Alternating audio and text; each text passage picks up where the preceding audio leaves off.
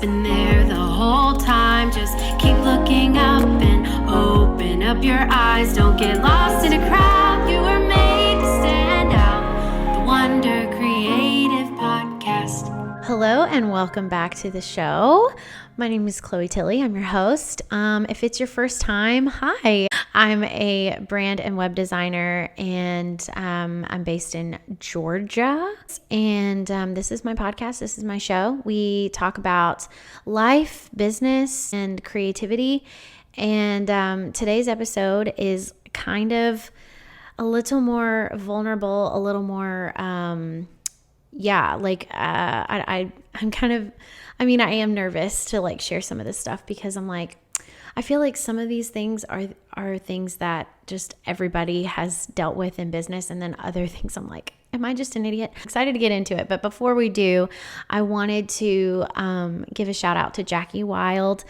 She is one of my clients, and today was her launch day, and I'm so excited for her. She's a photographer based in Milwaukee. She's amazing. She's been in business for over 10 years and photographing couples and their love stories, and I am just so proud of her. And her husband. Her husband's actually her second shooter. So I think it's really cool that they do this together. And it's just been such an honor and a delight to work with her on this project. We worked together in 2020 before working together now. And what we established then was so great. And it really laid the foundation for where she is now. And what we did was we established her brand and website, like I said, in 2020. And then she came back to me just kind of needing a little bit of an up-level refinement, elevate kind of her whole aesthetic and brand. So we definitely did that. We took everything that she had and just took it up a level. It's so refined and elegant and beautiful and still very artistic and romantic and very much still her.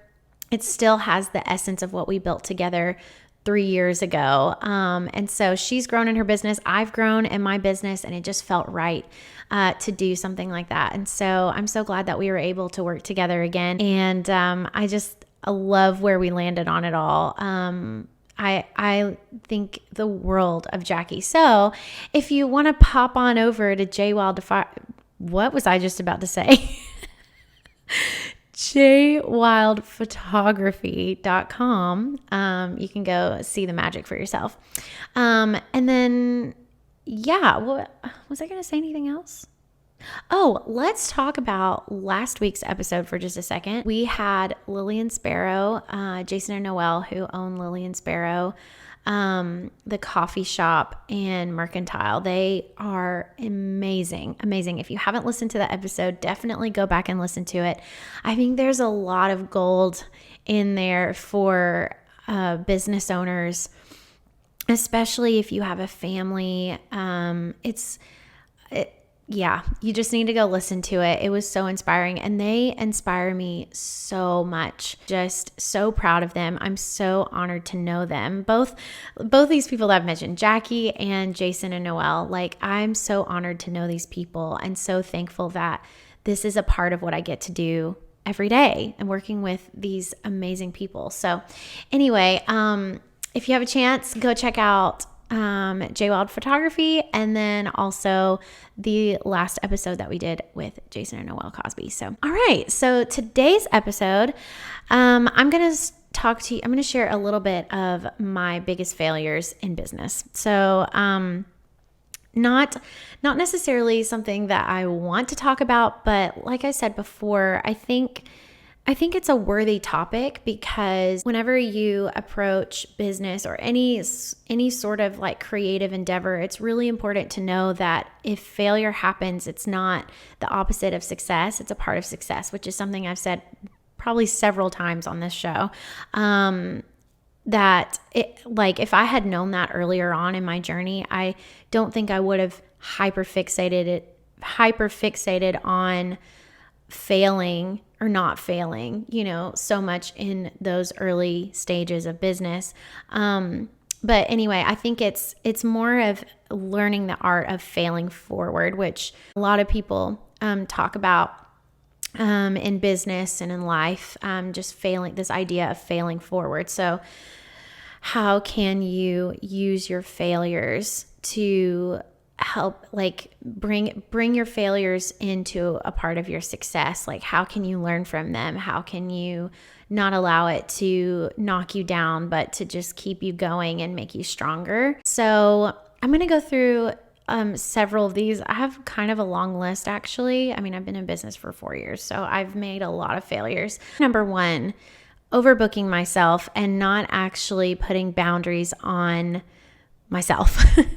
So I didn't really, when I first started my business, I didn't really have any sort of like cap on how many clients I could work with at one time, because I didn't know how many I could take on at one time. So part of it is like total just being naive. The other part of it is I didn't want to say no to anybody and I needed money. So I just kind of took on everything and anything. So this really didn't happen until year 2 of my business, into year 2 and into year 3 a little bit. I overbooked myself. I didn't like really keep timelines on things, because, well, number one, I couldn't. We would have a set timeline and then things would always end up going longer. And I know that this is a struggle for many designers out there, especially brand designers, because those are very large projects. Same with web design. It's a large project. There's a lot that goes into them. So it's easy to get off track. And once it gets off, it's kind of hard to get it back on track. But it was really, for me, whenever that would happen, it was because I was overbooked and I didn't really audit what my capacity was. I honestly didn't sit down and kind of itemize like how many hours a project was going to take me. I really just kind of flew by the seat of my pants. And that resulted in me feeling absolute chaos, and then also feeling like I wasn't able to deliver kind of experience that I wanted to my clients. And I talked about this in a previous episode, but like that's part of honoring your capacity as a creative, as a business owner. You can't say yes to everything, and you have to be able to understand like what your means are, especially if you have a family. You can't expect to work all the time because you have a family to care for. So I think it's really important, if you're a service provider, making sure that you know exactly how long a project is going to take you, and make sure that you're not going past those project timelines, because whenever you go past a project timeline, it eats up into another potential project that you could be working on, and then that money is usually already gone, and then you're just kind of like overbooked, underpaid, and running out of time, spinning your wheels. And for me, it led, I mean, there was also other factors going on at the time, but I got severely depressed and just felt like I had created a monster. And so it took me a while to really catch up, just being naive. And then also just with the nature of starting a business, you want to take on a lot of work, but you need to like know whenever it's enough. Another mistake is identity. Being established, I guess, in my identity as a person and as a business, really leaning into the unique thing that I have to offer the world and niching down. I think if I had done that a little bit sooner on in my journey, then maybe it would have been a little bit easier, making like marketing decisions and stuff like that. But I also was, starting this very new. I hadn't had a whole lot of experience in brand design at the time. So I don't think that there was really any sort of like workaround. I think this was just one of those things that I had to learn as I progressed in my business, and as I just got smarter. First one, this was, let's see, when did this happen? 2021? Yes, that sounds right. So 2021, I took on a retainer client. I'm sure like if you've listened to all the episodes, then you know what I'm talking about. I had like a very large client that took up a lot of my time. And this was like a monthly retainer. I decided to hire a team to help me with other clients. These were like brand and web projects and things like that. And so anyway, I hired a team and I did not know what I was doing at all. At all. I had no idea what I was doing. And it just like pains me to even talk about this because I wish that I had known better. I wish that I had known better. Yeah, like I hired a couple of different people, just like subcontractors. They weren't like full-time employees.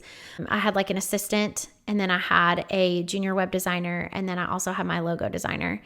And I really was super ambitious about like making Wonder Creative like an agency and really scaling it in that way. And I guess I just thought that I would just be able to do it, and like it would be easy to do, but it wasn't. And managing a team is something that you really have to learn how to do. It's like it takes a lot of work in the front end of it. And you have to be able to cultivate that. It's not just something that you can set in place and just let it go. Like it takes cultivating. And I did not know how to do that at all. I just needed help, like managing the workload.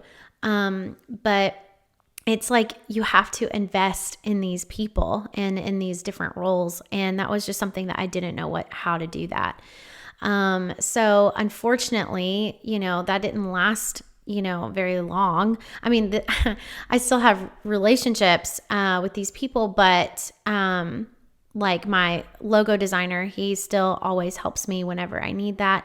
And then my assistant that I had at the time, she's one of my closest friends, Olivia Brock. We did her project, All Things Live, which she's been on the podcast before. But anyway, like it just sucked though, because I basically had to tell these people like, I hit a rough spot in my business and I was like, I don't have work for you. Like I'm going to have to let you go essentially. And so that was really, really tough. And I wish that I had kind of prepped myself a little bit better for managing a team. So the other thing about managing a team was I still did not understand how to delegate and really train up these roles to, help me and offload my workload. And so it was a bit chaotic, and I wish that things could have gone differently, but also again, like I don't think there was any way for me to really know how to do that. Like it's just something that you kind of learn as you go along. But the good thing, and I want to spin every single one of these as like something that I learned. The good thing in that is now I know what was lacking and how I can do better next time that comes along in my path. And so I feel confident that whenever I'm ready to manage a team again, I'll know how to do it right. The next thing is quitting a client that provided a large source of my income with absolutely zero backup plan. And I did this out of complete desperation because I was depressed and I couldn't manage my workload. And so I just had to quit something. But I think something that I could have done better was being more open with this client and saying, hey, my workload is overwhelming, and more so like renegotiating the role instead of just quitting it. And that I think I was just desperate for a change in my lifestyle in general, and then also just how I was feeling with work. And so that's why I just made this rash decision. So I tend to be a little more like risky sometimes with stuff, and I just trust that it'll work out, or I'll be like, yeah, like, I can do that. Like I feel like, sure, why not? And sometimes I don't think things through enough. So something that I learned from that is like, a couple of things. I ended up, picking that client back up this or earlier on last year.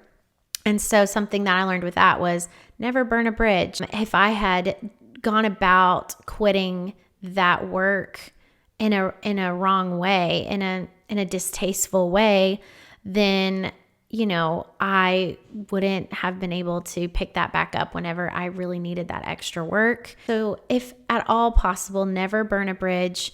If you can, obviously if it's toxic or whatever, I'll, use your best judgment. But I would say try not to burn bridges in your work, and honor everyone, because you just never know how things will change. I always just make sure now to honor really well my clients and my work, and always see if there's another way that I can come at something without being irrational about it. So this is a big one, waiting for perfect. I waited and waited and waited for things to be perfect with my brand, and waited for perfect to market myself and really be confident. And that just doesn't happen. It really doesn't happen. And there's some things that I'm glad that I waited on, like the podcast. I felt whenever I launched this, it was the perfect timing, but there are some things that you really just cannot wait. Or if you are waiting, you will never do that thing, because perfect it doesn't always happen. Perfect doesn't exist.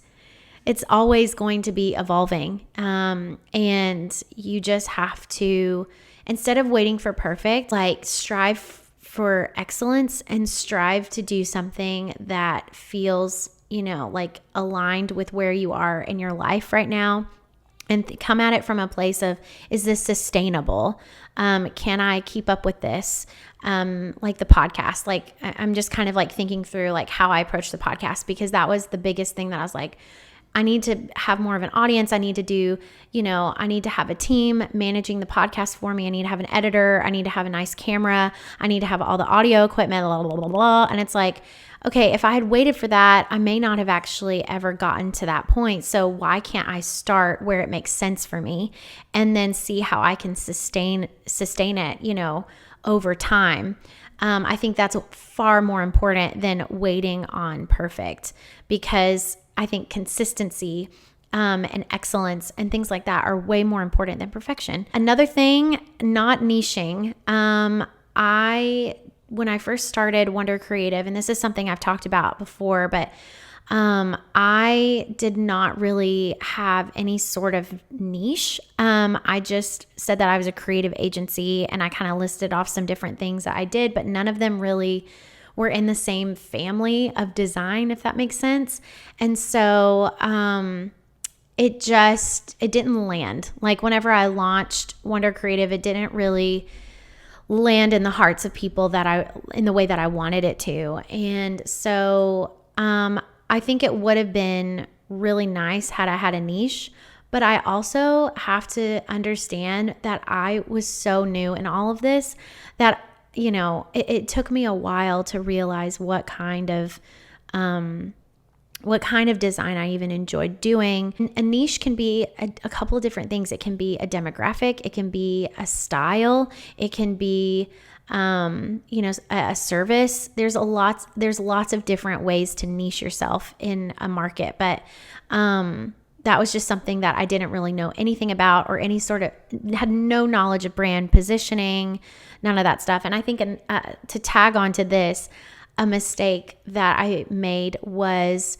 not investing in some sort of education earlier on in my journey. Ended up investing in Design Biz Mastery, which was a design business program led by Morgan Rapp. She's incredible and very knowledgeable and wise. She's been doing this a long time, and it really helped me not feel alone.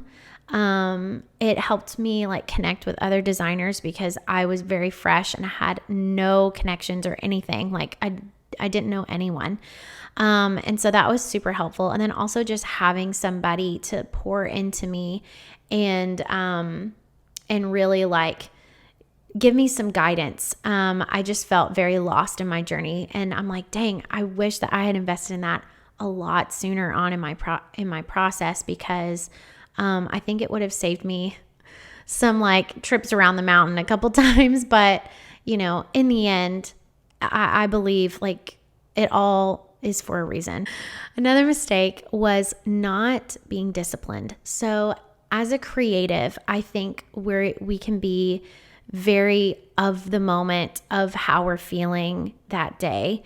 And we do have the luxury, if you work for yourself, you do have the luxury of like when you want to work, when you don't want to work.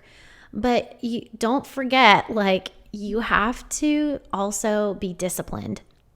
And that was kind of hard for me because sometimes like I would just feel so overwhelmed by life, motherhood.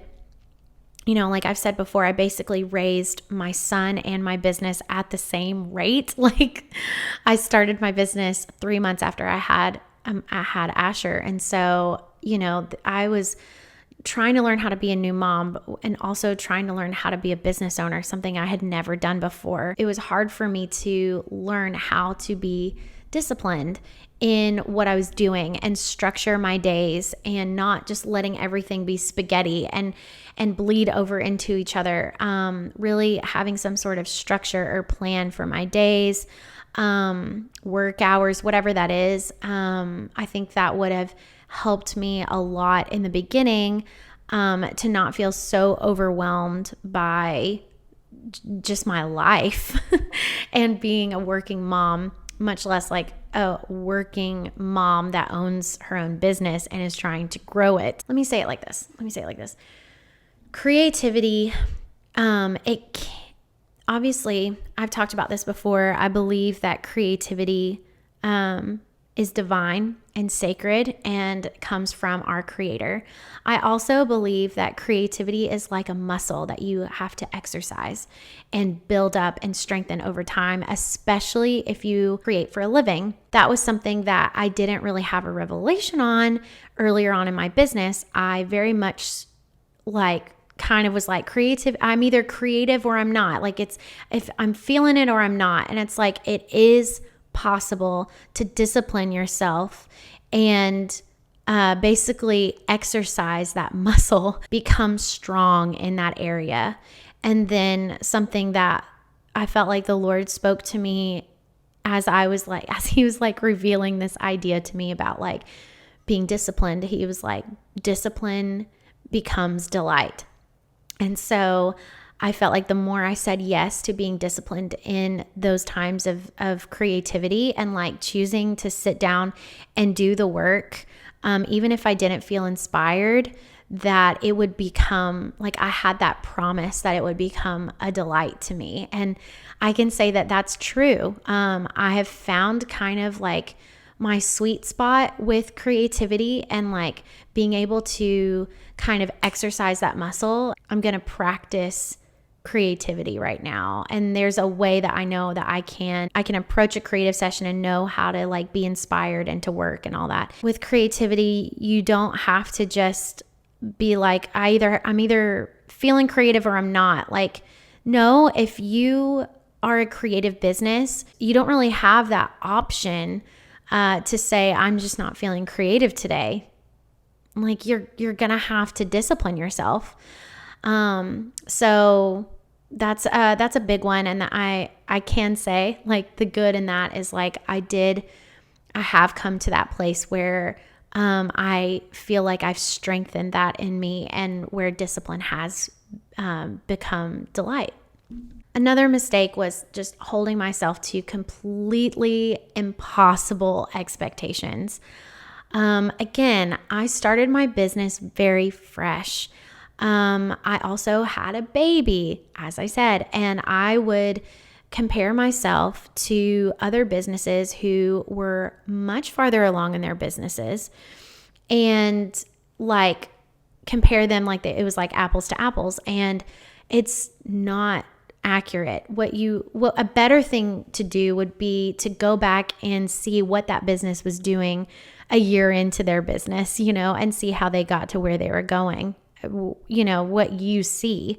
Because like, if you just started your business, you're in year 1 and you're comparing yourself to me and I'm in year 4, that's not accurate, like that's not a worthy comparison. But also you really just can't compare. And I've said this before, you just can't compare yourself to other people because we all have different lived experiences. We all have different skills and traits and talents and giftings, and it's just different. It's just different. Going back to the expectations, like I just really held myself to absolutely unrealistic expectations, thinking that I needed to do a workload that was equivalent to 3 different full-time people, like that. No, like I needed to see like what my capacity was and be able to structure my business within those boundaries. And there's nothing wrong with that. I think the quicker you can identify your boundaries and like what you're able to do, the quicker you'll be able to feel more fulfilled in your business and actually grow and see like quote unquote success. This is something that I mentioned on the last podcast with Lillian Sparrow. And I think this is something that can be tough in business. You have to believe in your dreams more than anybody else. Your family cannot want it for you. Your friends cannot want it for you. Your mentors cannot want it for you. Your business coaches cannot want it for you. Like you have to want this at the end of the day. Okay, let's backtrack a second. I will say that whenever I started my business, I did have that deep knowing and belief in myself. Like, I think that there are some people that were like, I don't know if she can do this, and I was like, I'm going to do it. I'm going to do it. Like, I don't care. Like, I'm fearless. I can do this. And, I was just like, how hard is it to start a business? I could totally do this. And then I got into it, and then I started taking a lot of hard hits. Like what we've talked about thus far, like all these mistakes and failures. And it really started to do a number on my confidence. And so I kind of just lost steam and didn't really believe in myself. I know that like, obviously the Lord is a big part of my business and my faith and all of that, but it does rely on me, like I have to be willing and open and be willing to see myself in this dream rightly.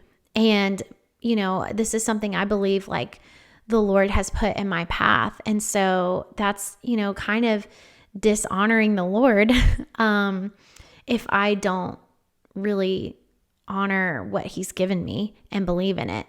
And so like why did he give me the dream? Why did he give me this idea if it weren't meant for me? And so just really being confident and believing and having that deep knowing and why behind what I was doing day to day and keeping that in front of me when things got hard.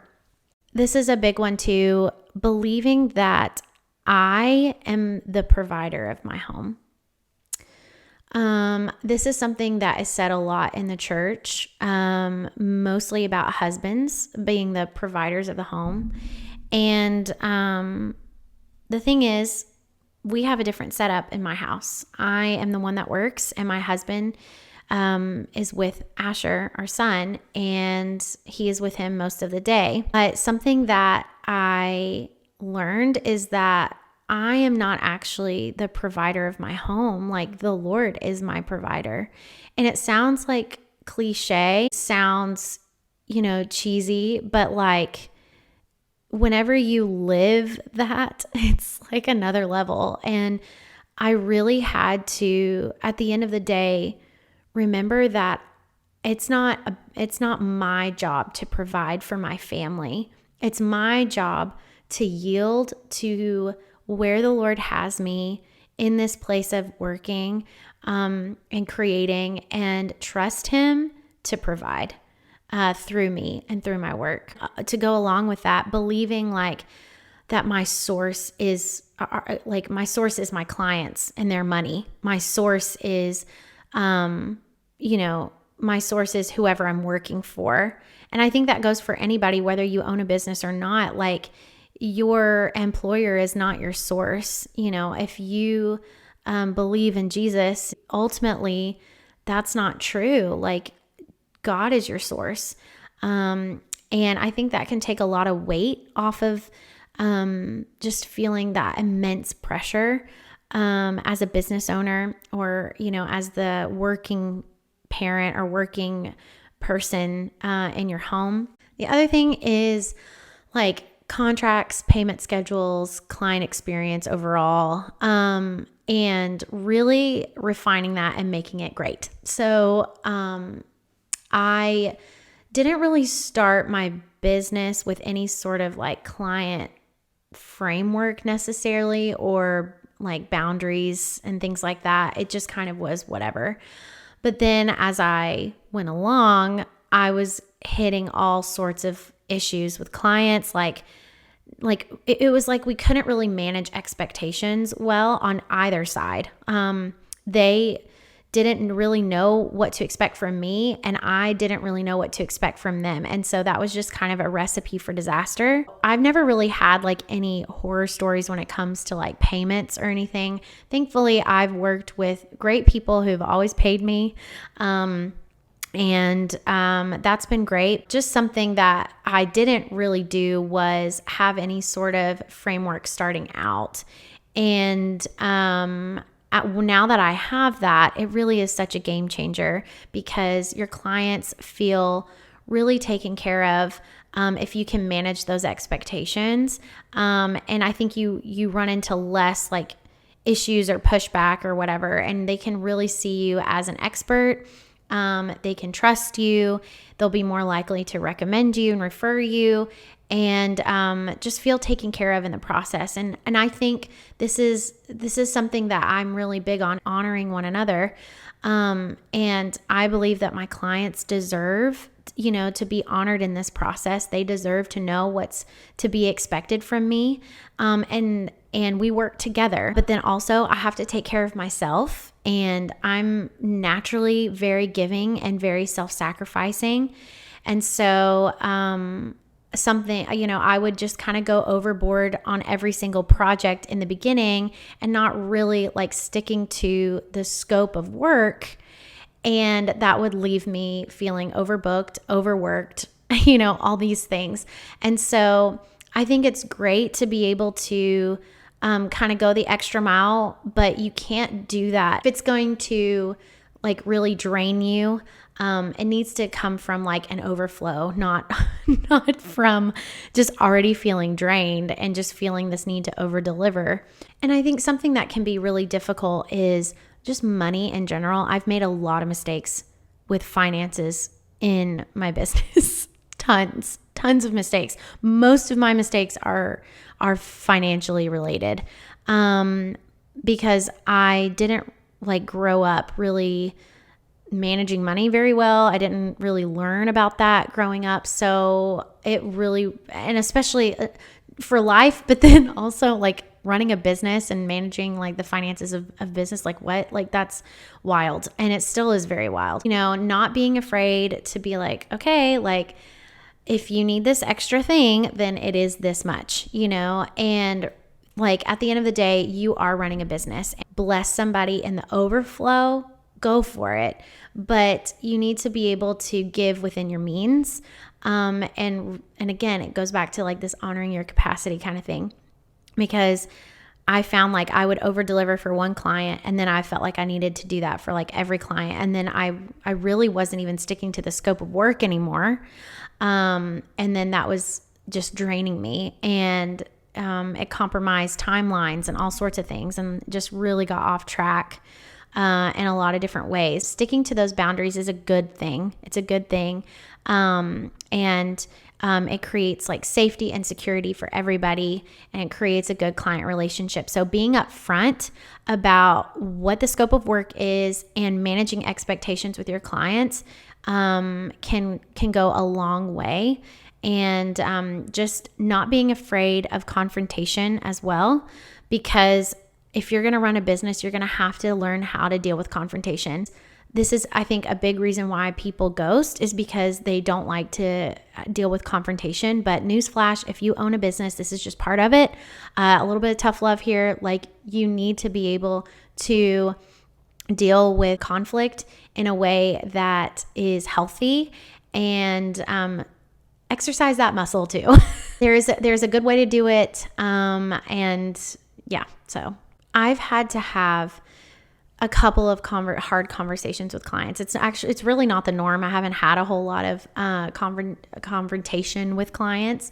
But there are like a couple that I can think of. And in the end, they turned out wonderful. It just was something that we needed to work out. And that's just a part of life. We are all different people and we communicate in different ways. And if things aren't super clear, it is likely that a conflict will come up, if there's some sort of miscommunication. And so finding a healthy way to work through that is pretty essential in life. But especially in business. Those are some things that I could think of like kind of right off the bat. And I'm sure that there's a whole laundry list more of mistakes that I could probably share with you. But I hope that there is something in this that was able to encourage you in your process, your journey through entrepreneurship or wherever you are in life right now. And again, failure is not opposite of success. It is a part of success. So embrace it, learn from it, and keep moving forward. Until next time, I hope you have a wonderful rest of your week, and I will see you on the next episode.